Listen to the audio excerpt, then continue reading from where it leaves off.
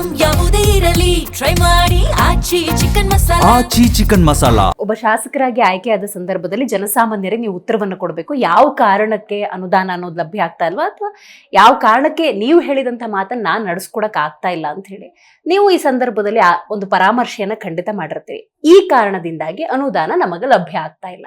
ಇಲ್ಲ, ಏನಾಗಿದೆ, ಅವರು ಗ್ಯಾರಂಟಿ ಕೊಡಬಾರ್ದಂತಲ್ಲ, ಬಟ್ ಆದ್ರೆ ಅವರು ಈ ಬಹುಶಃ ಸರ್ಕಾರ ದಿವಾಳಿ ಆಗಿದೆ ಅಂತ ಅನ್ಕೊಳ್ತೇವೆ ನಾವು.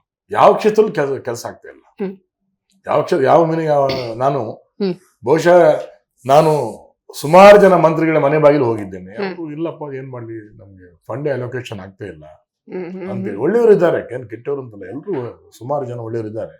ಅವರು ಮನದ ಆಳದ ಮಾತು ತುಂಬಾ ನೋವು ನಾವು ಹೋದಾಗ ಹೇಳ್ತಾರೆ, ಇಲ್ಲ ಕೊಡ್ಬೇಕಂತ ಆಸೆ ಇದೆ, ಬಟ್ ನಿಮ್ಮಂತ ಸಜ್ಜನರು ರಾಜಕಾರಣ ಬಂದಿದ್ದೀರಿ, ಖಂಡಿತ ನೀವು ನಮ್ಮನ್ನೇ ಕೇಳಬೇಕು, ಅದು ಏನ್ ಮಾಡ್ತೀವಿ, ವಿ ಆರ್ ಹೆಲ್ಪ್ಲೆಸ್ ಅಂತ ಹೇಳಿ ಹೇಳ್ತಾರೆ. ವಾಸ್ತವ ಅಂತ ಹೇಳಿ. ವಾಸ್ತವ.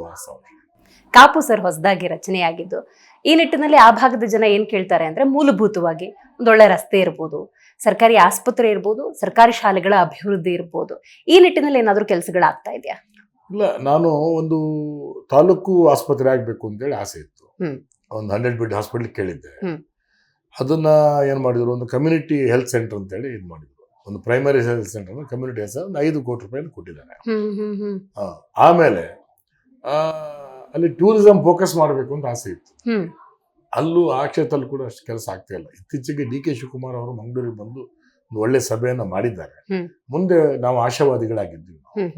ಅಸೆಂಬ್ಲಿಯಲ್ಲಿ ನಾನೇ ಅದ್ರ ಬಗ್ಗೆ ಪ್ರಸ್ತಾಪ ಮಾಡಿದೆ ನಾನು. ಆಮೇಲೆ ಪ್ರತಿ ಹಳ್ಳಿನಲ್ಲಿ ಕೂಡ ನಮ್ಮಲ್ಲಿ ನೀವು ಗೊತ್ತಿರ್ಬೋದು, ಭೌಗೋಳಿಕವಾಗಿ ಸಿಕ್ಕಾಪಟ್ಟೆ ಮಳೆ ಬರುವಂತ ಜಾಗ. ಪ್ರತಿ ಹಳ್ಳಿ ಹೋದ್ರು ಕೂಡ ಒಂದೇ ಒಂದು ರಸ್ತೆ ಇಲ್ಲ. ನಾವು ರಸ್ತೆ ಬೇಡ, ಆಯ್ತು ದುಡ್ಡಿಲ್ಲ ಒಪ್ಕೊಳ್ಳೋಣ, ಒಂದು ರಸ್ತೆ ಗುಂಡಿ ಮುಚ್ಚಕ್ಕಾದ್ರೂ ಸ್ವಲ್ಪ ಅನುದಾನ ಕೊಡಿ ಅಂತ ಕೇಳ್ತೀವಿ ನಾವು. ಸರ್ಕಾರ ಅದಕ್ಕೂ ಕೂಡ ಅಂತ ಆ ವೇಗದಲ್ಲಿ ಸ್ಪಂದನೆ ಕೊಡ್ತಾ ಇಲ್ಲ.